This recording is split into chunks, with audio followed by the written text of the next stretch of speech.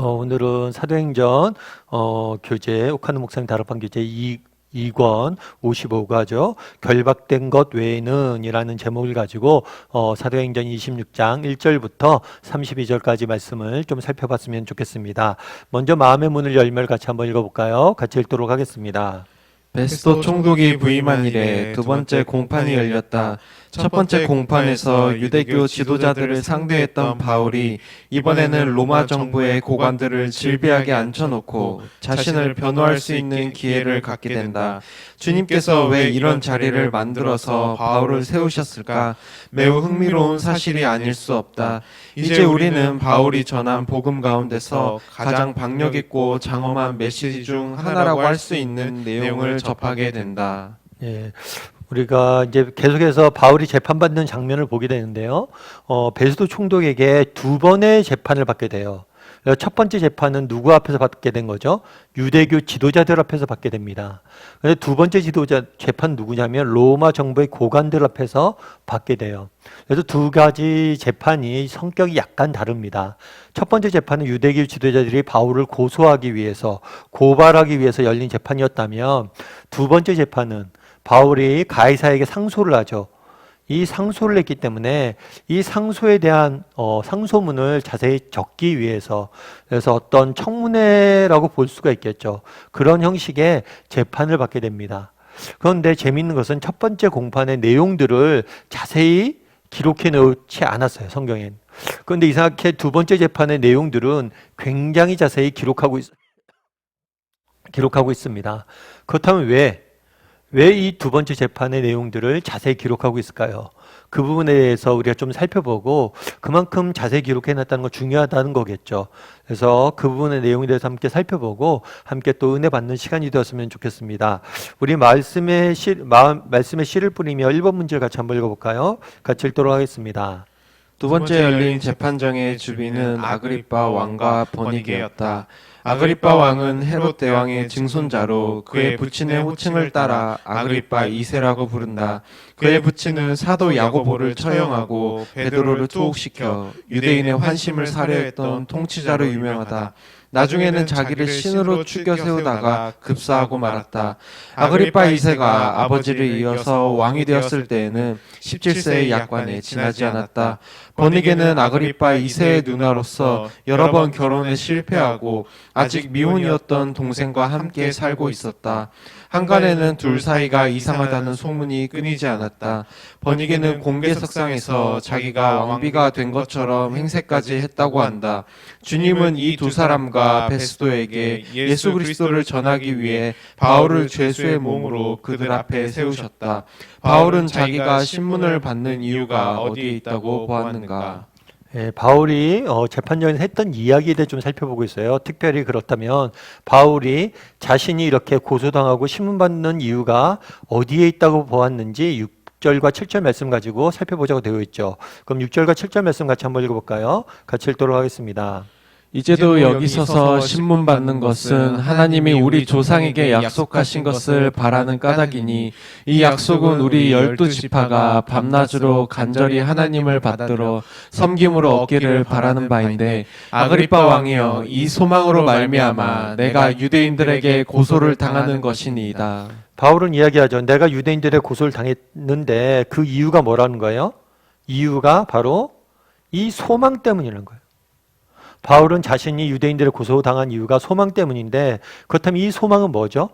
우리 조상에게 약속하신 것을 바라는 까닭이며, 하나님이 우리 조상에게 약속한 것을 바라는 까닭이며, 다르게 하면 이 소망이 어디서 생긴 거예요? 이 소망은 하나님의 약속이에요.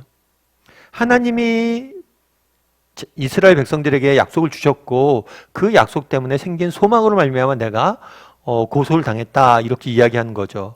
그리고 뿐만 아니라 이 소망은 누구예요? 이 약속은 우리 12지파가 밤낮으로 간절히 하나님을 받들어 섬김으로 얻기를 바라는 것이다.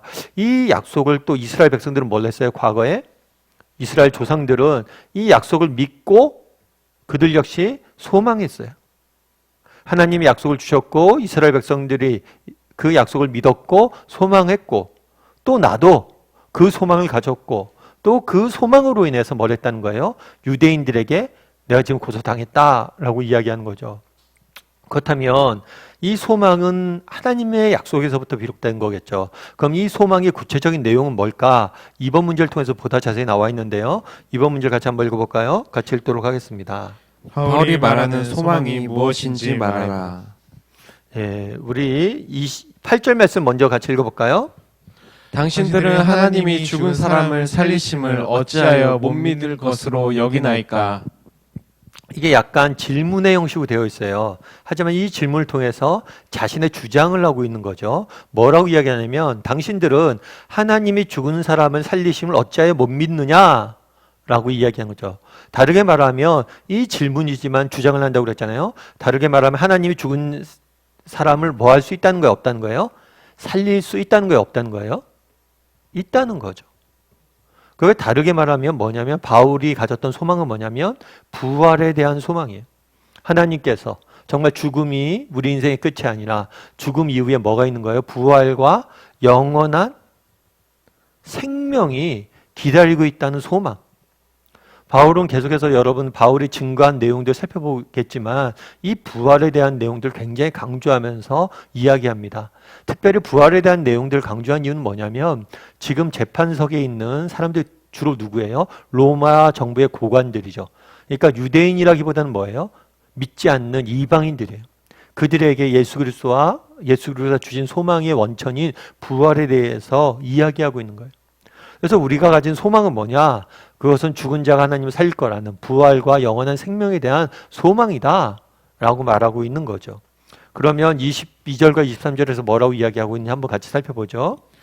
하나님의 도우심을 받아 내가 오늘까지 서서 높고 낮은 사람 앞에서 증언하는 것은 선지자들과 모세가 반드시 되리라고 말한 것밖에 없으니 곧 그리스도가 고난을 받으실 것과 죽은 자 가운데서 먼저 다시 살아나사 이스라엘과 이방인들에게 빛을 전하시리라 함이니이다 하니라. 바울은 자신이 증거하는 복음의 내용의 핵심들을 이야기해요. 증거하는 복음의 핵심을 이야기합니다. 이 복음의 핵심은 뭐냐면 첫 번째로 선지자와 모세가 반드시 되리라 말씀한 것밖에 없다. 다르게 얘기하면 선지자와 모세는 구약 성경을 의미해요. 구약 성경을 어떻게 그 사람들이 표현했냐면 모세의 말씀과 모세가 전한 말씀과 선지자들의 예언으로 구성되어 있다고 그러거든요. 그러니까 구약 성경에 전한 내용들. 그러니까 자신이 그냥 막 지어낸 얘기가 아니란 거예요. 정말 자신이 전하는 복음의 핵심의 내용은 뭐냐면 구약 성경을 통해서 약속되어진 거란 거죠. 그럼 구약 성경에서 약속된 건 뭘까? 그것은 메시아를 보내서 메시아가 우리를 구원할 것이다. 그 메시아가 누구예요? 그리스도죠. 예수님이죠. 예수님의 뭐와? 고난 받으시는 것. 이건 십자가죠. 그리고 죽은 자 가운데서 먼저 살아나신 것. 다르게 말하면 이거는 부활이죠. 그러니까 복음의 핵심은 뭐냐면 예수 그리스도의 십자가의 죽음과 또 뭐예요? 부활이에요. 그래서 결국에 예수님께서 자신에게 전하라고 했던 건 뭐냐면 십자가와 부활이라는 거예요. 그래서 소망, 바울이 지금 나는 소망 때문에 갇혔다라고 고소당했다 얘기하잖아요. 이 소망이 뭐냐는 거예요. 그건 바로 부활이에요. 정말 우리에게 부활과 영원한 생명이 약속되어져 있다는 거죠. 그럼 우리에게 부활과 영원한 생명이 약속되어 있다는 것을 어떻게 할 수 있어요? 예수님께서 실제로 뭘 하셨기 때문에 우리를 위해서 십자가에 죽으셨고 죽으셨을 뿐만 아니라 뭘 하셨기 때문에 부활하셨기 때문에 그것이 첫 열매가 되어서 우리도 부활할 것을 우리는 확신할 수 있다는 거예요.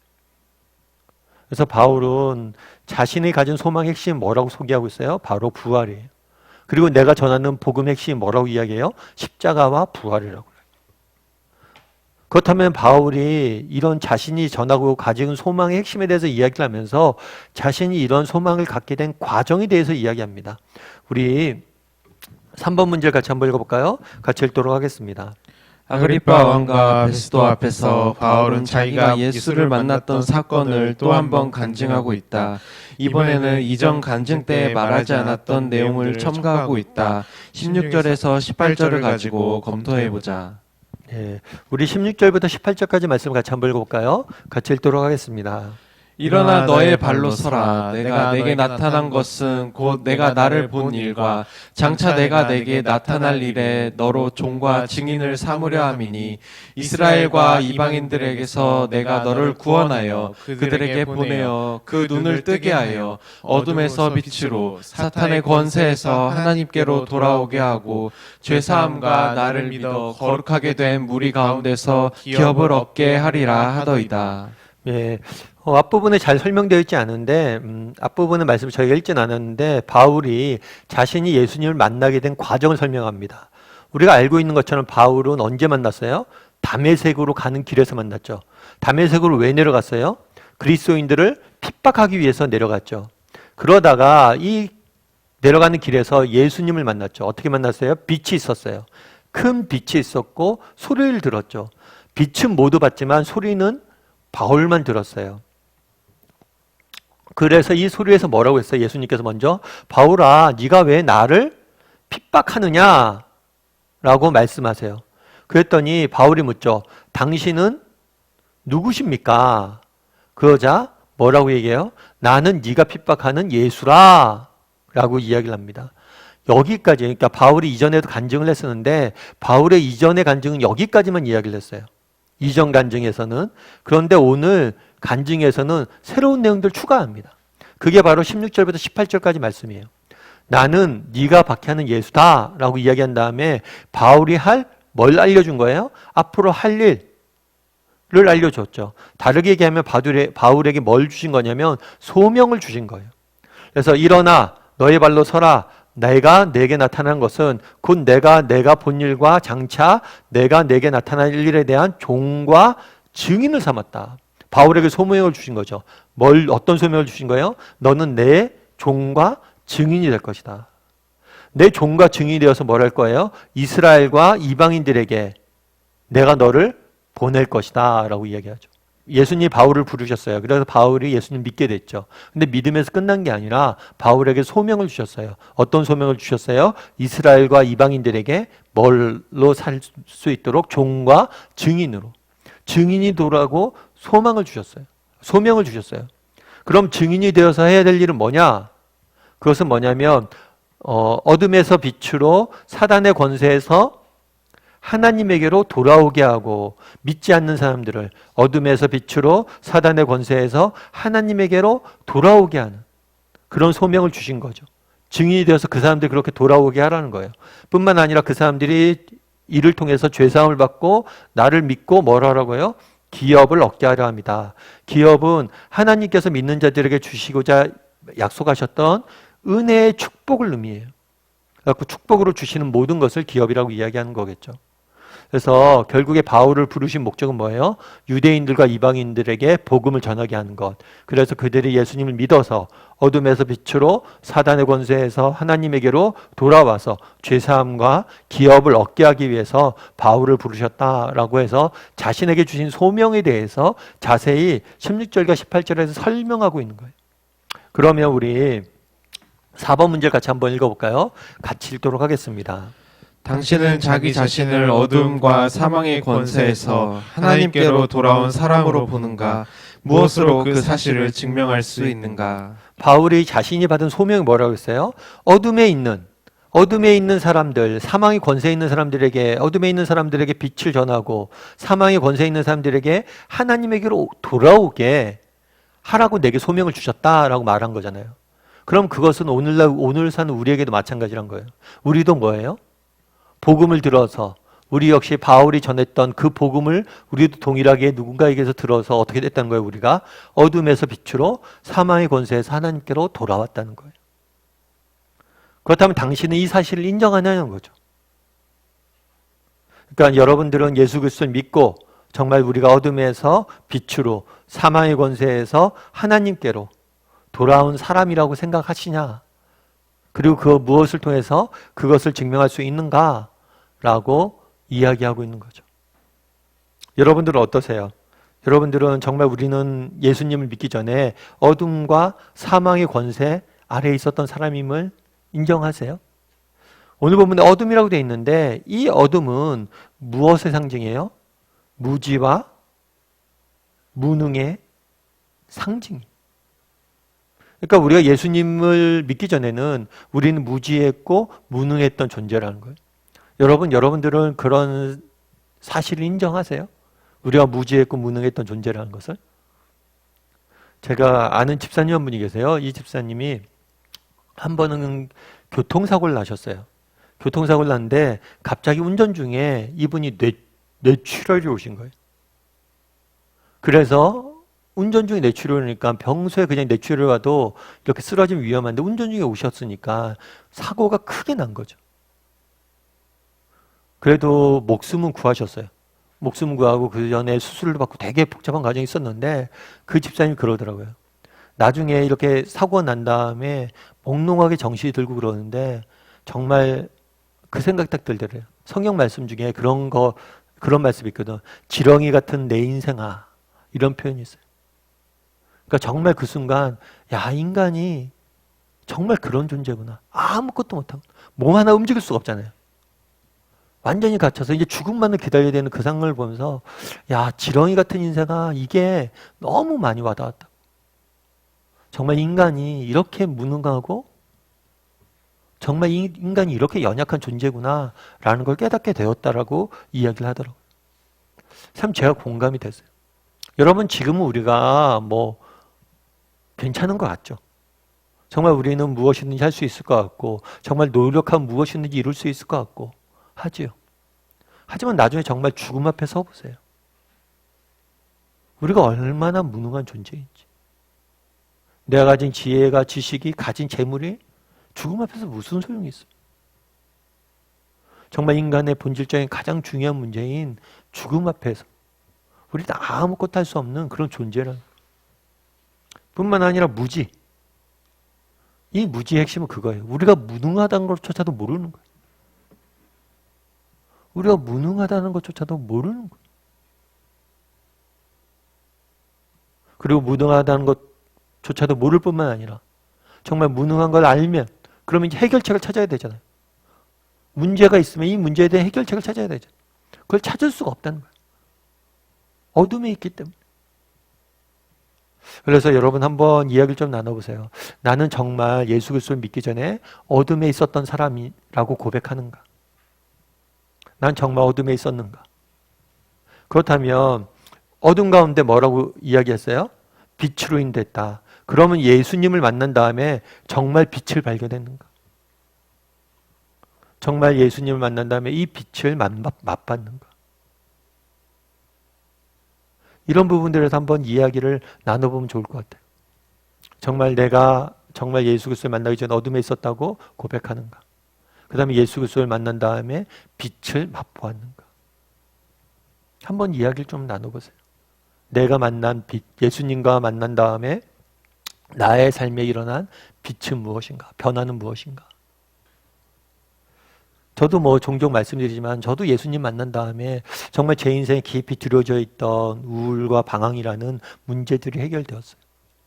뿐만 아니라 저 역시 뭘 갖고 있는 거예요? 천국에 대한 소망도 생겼고. 그래서 정말 예수님을 만난 다음에 여러분 삶에 어떤 빛이 맺고 어떤 궁극적인 변화가 있었는지 바울처럼 좀 이야기를 좀 나눠봤으면 좋겠습니다. 그러면 5번 문제 같이 한번 읽어볼까요? 같이 읽도록 하겠습니다. 바울은 주의 명령을 어떻게 순종하였는가? 바울에게 예수님께서 소명을 주셨잖아요. 너는 나의 종과 증인이 되라 라고 했는데 19절과 20절 말씀 같이 한번 읽어볼까요? 같이 읽도록 하겠습니다. 아그리빠 왕이여, 그러므로 하늘에서 보이신 것을 내가 거스르지 아니하고 먼저 다메섹과 예루살렘에 있는 사람과 유대와 온 땅과 이방인에게까지 회개하고 하나님께로 돌아와서 회개에 합당한 일을 하라 전함으로. 아그리빠 왕이여, 그러므로 하늘에서 보이신 것, 즉 예수님이 나타나셨죠. 예수님이 나타나셔서 예수님이 보이신 것, 말씀하신 것을 내가 거스르지 아니하고, 이 거스르지 아니했다는 것은 따랐다는 거예요. 따랐다. 다르게 말하면 순종했다는 거죠. 내가 순종했다는 거예요. 순종해서 어떻게 했다고 그랬어요? 먼저 다메섹과 예루살렘에 있는 사람들과 유대 온 땅과 이방인에까지 가서 내가 뭘 전했어요? 복음을 전했다. 실제로 우리 사도행전을 통해서 바울의 여정들을 살펴봤잖아요. 정말 예수님이 말씀한 그대로 바울이 뭘 했어요? 다메섹에서, 정말 예루살렘에서, 유대 온 땅에서, 예루살렘에서, 그 다음에 아시아에서, 또 유럽에서 복음을 전하는 모습들 우리가 보게 되었죠. 그래서 하나님의 말씀에 대해서 바울은 온전히 순종한 모습을 우리는 발견하게 됩니다. 우리 6번 문제를 같이 한번 읽어볼까요? 같이 읽도록 하겠습니다. 베스도가 바울을 향해 무엇이라고 소리쳤는가? 그리고 바울은 어떻게 대답했는가? 우리 24절부터 27절까지 말씀을 같이 한번 읽어볼까요? 바울이 이같이 변명하매 베스도가 크게 소리내어 이르되 바울아 내가 미쳤도다 내 많은 학문이 너를 미치게 한다 하니 바울이 이르되 베스도 각하여 내가 미친 것이 아니요 참되고 온전한 말을 하나이다. 왕께서는 이 일을 아시기로 내가 왕께 담대히 말하노니 이 일에 하나라도 아시지 못함이 없는 줄 믿나이다. 이 일은 한쪽 구석에서 행한 것이 아니니이다. 아그리빠 왕이여 선지자를 믿으시나이까 믿으시는 줄 아나이다. 뭐라고 얘기했냐면 바울이 이같이 변명했어요. 뭐라고 그러냐면 변명을 쭉 했어요. 자기가 복음을 어떻게 믿게 됐고 내가 가진 소망은 뭐고 내가 이 소망으로 인해서 어떻게 이 소망이 어떻게 전하고 있었는지 쭉 이야기를 했어요. 그랬더니 베스도가 뭐란 거예요? 야, 네가 미쳤다. 네 학문이 너를 미치겠다라고 이야기한 거죠. 그러니까 죽은 자가 부활할 것이고 영원한 생명이 기다릴 것이다 라고 이야기하니까 미쳤다라고 이야기하는 거예요. 어쩌면 그렇죠. 믿지 않는 사람들이 보기에 우리 그리스도인들 어떻게 보일 수 있어요? 미친 사람 보일 수 있죠. 처럼 보일 수 있죠. 말도 안 되는 소리를 주장한다라고 이야기를 하게 할 수 있죠. 그러자 바울이 이제 뭐라고 얘기하냐면 베스도 각하여 내가 미친 것이 아니다. 미친 것이 아니고 뭐라고요? 참되고 온전한 것을 말한다. 나는 진실된 것을 말한다는 거예요. 미쳐서 이런 얘기하는 게 아니라 내가 보고 듣고 참된 것을 말한다 라고 이야기를 해요. 그러면서 시선을 누구에게 돌리냐면 아그리빠 왕에게 돌리는 거예요. 베스도가 너가 미쳤다 라고 얘기하니까 나는 아니다. 미친 게 아니라 내가 진실한 것을 말한다. 그 진실한 것을 내가 진실한 것을 말하도록 증언해 줄 사람이 있다. 그건 누구냐? 아그리빠 왕이다. 베스도 당신 여기 온 지 얼마 안 돼서 모르는데 아그리빠 왕에게 물어봐라. 내가 말하는 게 참이란 걸 알려줄 거다. 그러면서 시선을 누구에게 돌리냐면 아그리빠 왕에게 돌리는 거예요. 왕께서는 이 일을 아시기로 내가 왕께 담대하게 말하노니 이 일에는 하나도 아시지 못함이 없을 줄 믿나이다. 내가 말한 예수 그리스도가 십자가에 죽으시고 부활했다는 사실에 대해서 이 일은 십자가와 부활이고 바울이 전한 복음의 내용이에요. 바울이 증거한 내용이죠. 그것에 대해서 당신이 아시지 못함이 없는 줄 믿나이다. 당신이 안다는 거예요. 아그리빠 왕이 알지 않냐? 그럼 어떻게 알아요?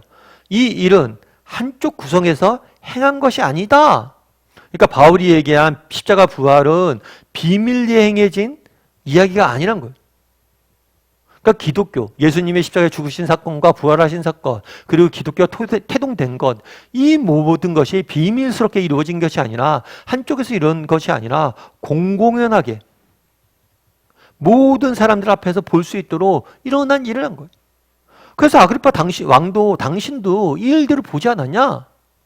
듣지 않았냐? 라고 이야기하는 거예요.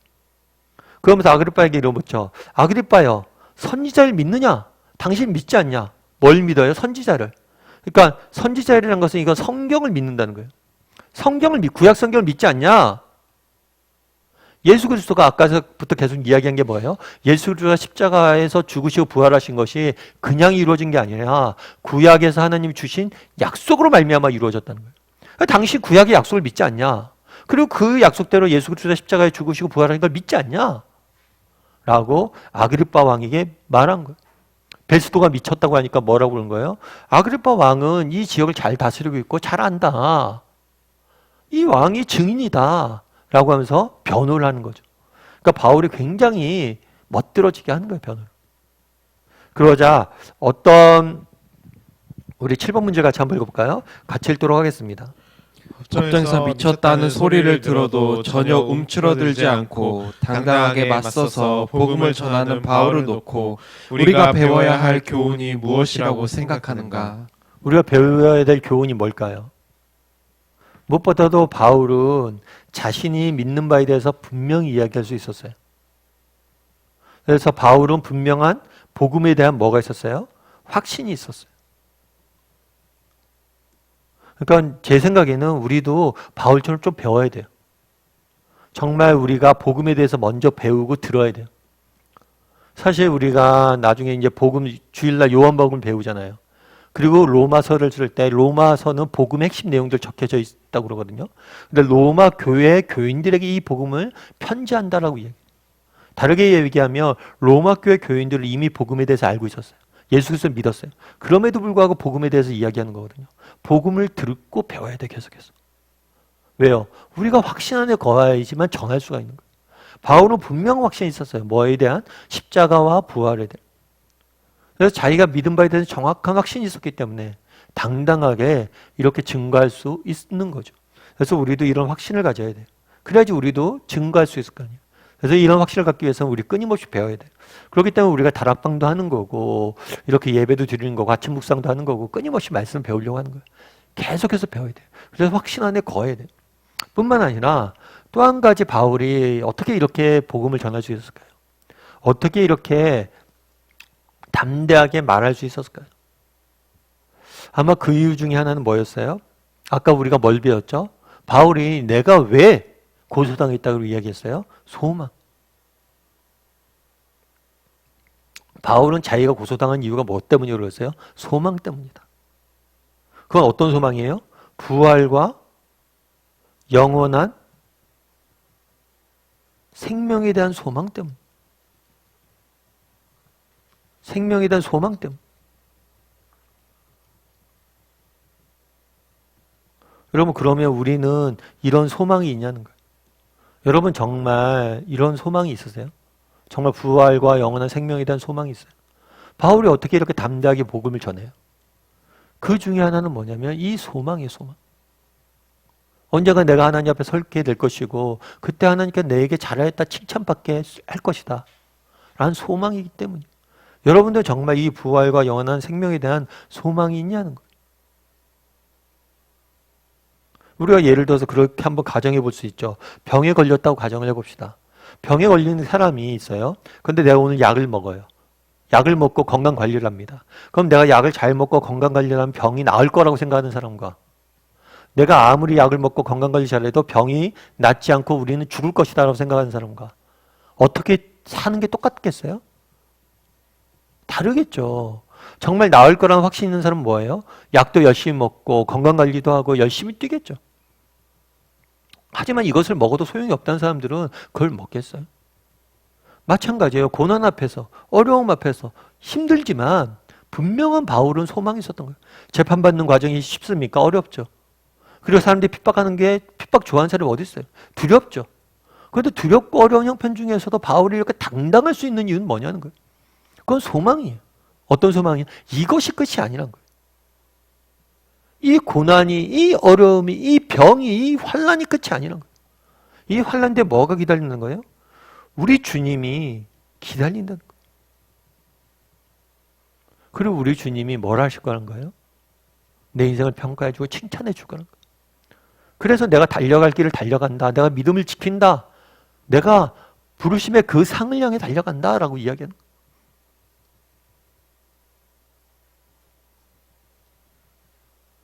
어떻게 바울은 이렇게 할 수 있었을까? 아마 그랬던 것 같아요. 확신이 있었던 것 같아요. 정말 복음에 대한 확신이. 그래서 우리도 이런 확신을 가져야겠죠. 어떻게 가질 수 있어요? 끊임없이 배워야 되겠죠. 그 다음에 또 뭘 한 거예요? 바울은 소망이 있었던 거예요. 부활과 영원은 내가 소망 때문에 내가 고소당했고 소망 때문에 갇혔다 라고 이야기하는 거예요. 우리에게도 이런 소망이 있는지 한번 살펴봤으면 좋겠어요. 우리에게 이런 바울과 같은 모습이 이런 당당함들이 사라진 이유는 뭐예요? 어쩌면 우리가 소망이 없기 때문은 아닐지 몰라요. 그리고 이 소망이 있죠. 믿죠. 그런데 진짜로 안 믿기 때문일지, 안 믿고 있기 때문일지 몰라요. 여러분 정말 바울처럼 부활과 영원한 생명이 있음을 믿으세요? 정말 믿는다면 오늘 우리 삶 가운데 뭐가 있어야 돼요? 분명한 차이가 있어야 된다. 우리 8번 문제를 같이 한번 읽어볼까요? 같이 읽도록 하겠습니다. 당당하게 변호하는 바울을 향해 왕은 무엇이라고 했는가? 28절 말씀 같이 한번 읽어볼까요? 아그리빠가 바울에게 이르되 내가 적은 말로 나를 권하여 그리스도인이 되게 하려 하는도다. 아그리빠가 이렇게 당황한 것 같아요. 바울에게 이르되 내가 적은 말로 나를 권하여 그리스도인이 되게 하려 한도다. 그러니까 뭐라고 그러냐면 베스도가 네가 미쳤다라고 그러니까 바울이 뭐라고 한 거예요? 아니다. 아그리빠가 증언이다. 증인이다. 아그리빠 왕이여. 당신 알지 않냐? 예수 그리스도가 십자가에서 죽으신 사건을 알지 않냐? 부활에 대한 이야기를 너희가 듣지 않았냐? 그리고 네가 선지자를 믿지 않냐? 않느냐? 라고 이야기를 해요. 그랬더니 아그리빠가 뭐라는 거예요? 당황한 거죠. 왜냐하면 선지자를 믿지 않냐? 그럼 예수 믿는다. 그럼 뭐예요? 바울이 계속 얘기한 거죠. 네가 선지자를 믿지 않냐? 나 믿는다. 그럼 선지자를 믿는다면 선지자에서 구약성경에 약속된 부활과 십자가와 부활을 왜 안 믿냐? 이렇게 계속해서 바울이 전도하겠죠. 그런데 이거를 뭐라고 그래요? 노라고 답해요. 노라고 답하면 어떻게 돼요? 그러면 유대인들이 자신들이 믿는 선지자를 믿지 않는다고 아그리빠 왕이 이야기했으니까 아그리빠 왕은 유대인들을 다스려야 되는데 유대인들을 부정하는 거죠. 그러니까 이 선지자를 믿지 않습니까? 당신이 이 질문이 아그리빠를 굉장히 당혹하게 한 거예요. 그래서 뭐라고 이야기한 거예요? 야, 네가 적은 말로 날 믿게 하는구나. 나를 복음 전하려고 그런 거지. 선지자를 믿느냐 믿지 않느냐. 그래 내가 믿는다. 그럼 왜 부활을 믿지 않냐 이렇게 이야기하려고 하는 거지 라고 반응을 보이는 거예요.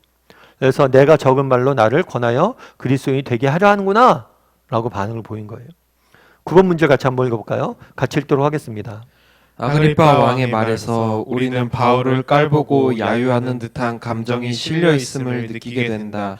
때로는 우리도 예수님 때문에 이와 비슷한 야유를 받기도 한다.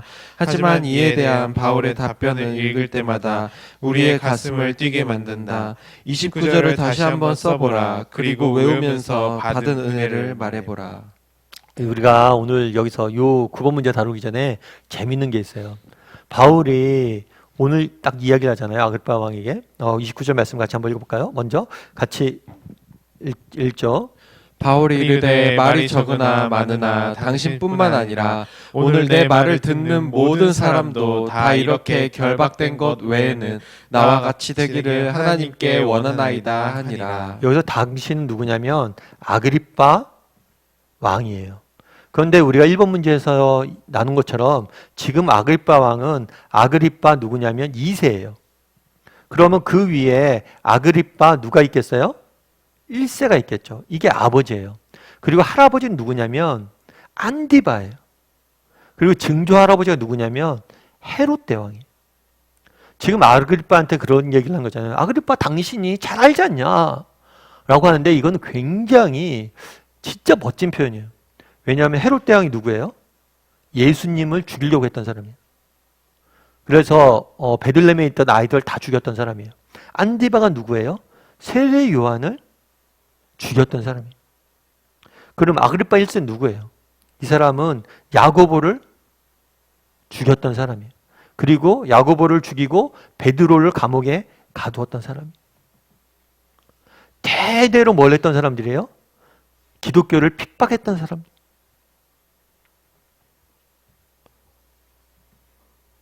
그날에 오늘 본문에 이렇게 바울이 장황하게 설명을 합니다. 설명을 하는 이유는 뭐냐는 거예요. 오히려 그런 것 같아요. 당신 잘 만났다는 거예요. 당신 정말 잘 만났다는 거야, 나. 바울이 그날에 갇혀서 그냥 억울하게 자기 변명하려고 이 복음을 이야기하는 게 아니에요. 당신들이 이때까지 이렇게 기독교를 핍박해왔는데 그것이 당신이 무지하고 무능하고 어둠 속에 있어서 그것들을 했다는 거예요. 한번 따져보라는 거예요. 내가 복음을 지금 증거하는데 이 중에 거짓이 있다. 거짓이 있다면 당신이 증명해보라는 거예요. 당신 집안이 그렇게 예수님과 기독교에 대해서 이렇게 핍박해 왔는데 한번 따져보자는 거예요. 누구 말이 옳은지. 그러니까 이 사람의 아그리빠가 니세가 누구야? 이걸 배경을 다 알잖아요. 그런데 주눅들지 않는 거예요. 오히려 당당하게 한번 그럼 따져보자는 거예요. 놀라운 것 같아요. 그러면서 아그리빠에게 마지막에 뭐라고 얘기해요? 당신뿐만 아니라 여기 모든 사람이 뭐처럼 되길 원한다? 나와 같이 되길 원한다. 무엇 외에는? 결박된 것 외에는. 내가 감옥에 갇힌 거 빼고 전부 다 나와 같이 되길 원한다. 그러니까 뭘 하길 원한다는 거예요? 예수님을 믿기 원한다. 여러분 한번 이 말씀 보면서 오늘 질문이 그거잖아요. 이 말씀을 통해서 여러분들을 보면서 무엇을 느끼는가? 여러분들 이렇게 이야기하는 바울의 모습에서 무엇을 느끼세요? 정말 우리도 바울 같은 그런 정말 이렇게 이야기할 수 있겠어요?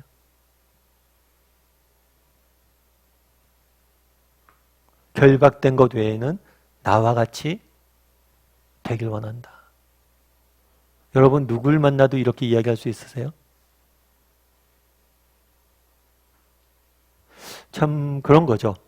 예를 들면 제가 지난번에 한번 말씀드렸지만 제가 이제 선교지 같은 데 가면 되게 여러 가지 감정이 들어요. 선교지 같은 데 가면 이 선교 현장이란 게 되게 그 사람들이 불쌍합니다.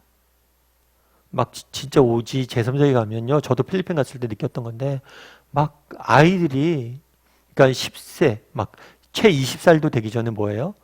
아이를 임신하고 엄마가 돼요. 그리고 그 아이들 제대로 양육도 안 되고 정말 너무 그 삶 자체가 너무 문명도 못 받아들이고 너무 비참해요. 그런 거 보면서 정말 불쌍해요. 그러면서 저 사람들이 예수님을 안다면 다르게 살 수 있겠지 라는 이런 불쌍한 마음들이 듭니다. 그래서 여러분들 선교지 가면 그런 것 마음들이 많이 들 거예요. 그런데 그런 선교지에 있는 사람들뿐만 아니라 도심에 뭐 강남여기가 얼마나 화려해요. 그래서 좋은 직장에서 멋들어진 일들을 하면서 정말 넓은 아파트 평수에서 당당하게 떵떵거리며 사는 사람들, 그 사람들도 불쌍히 여기냐는 거예요. 그 사람들도 저 사람도 정말 불쌍하다. 예수 그리스도를 모르니까. 그런 마음이 드세요? 바울이 그런 거잖아요. 여기 있는 모든 사람들, 거기 있는 사람들 어떤 사람들? 왕이고 귀족이고 정말 내놓으라는 권세가들이. 너희가 결박된 것 외에는 나처럼 되길 원한다. 다르게 말하면 너희 정말 불쌍한 사람들이다. 너희들. 정말 여러분들 그런 마음들입니다. 정말 예수 그리스도가 없으면 정말 이 세상의 모든 걸 가져도 세상의 모든 걸 이루어도 떵떵거리면 몇 대 지금 아그리빠가 몇 대째 지금 왕좌를 누리고 있는 거예요. 그래도 그거 의미 없다는 거예요. 그거 다 헛거라는 거예요. 그럼 뭐 할 거냐는 거예요. 그런 마음이 우리에게 있냐는.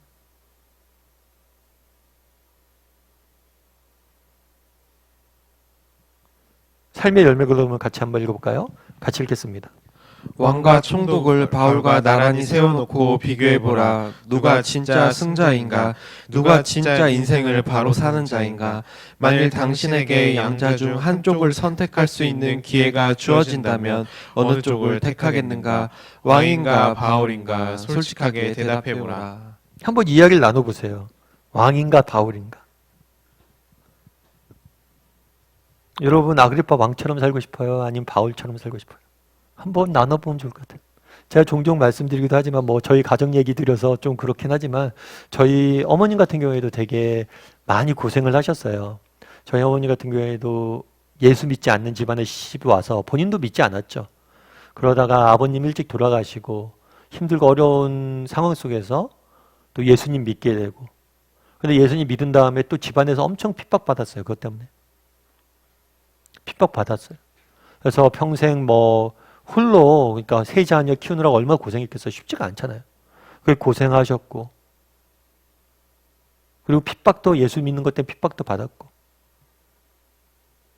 그렇다고 뭐 자녀들이 그렇잖아요. 저희 어머니 어렸을 때 저한테 늘 했던 얘기가 그래도 뭐 그런 거잖아요. 막 힘들고 어렵지만 그래도 자녀가 잘 거라는 소망이 있잖아요. 그래서 우리 자녀 잘 키워서 정말 보란듯이 키워서 정말 그런 마음들이 있었던 것 같아요. 정말 세상에게 내가 보여줄 거라고. 억울하잖아요. 내 자녀 잘 키워서 내가 세상에 한번 보여줄 거라고 그런 마음을 키우셨겠죠. 그런데 뭐 자녀들 키웠는데 자녀들이 뭐 세상이 보기에 그렇게 자랑할 만한 자녀는 아닐 수 있잖아요. 그런데 어느 날 저희 어머님이 그래도 그런 말씀 하시더라고요. 그래도 나 하나님 앞에 가면 할 말이 있다고. 내가 처음 예수 믿었는데 또 우리 자녀들 중에서 목사 한 명 나왔고 선교사 한 명 나왔으면 그래도 나 잘 산 것 같다고.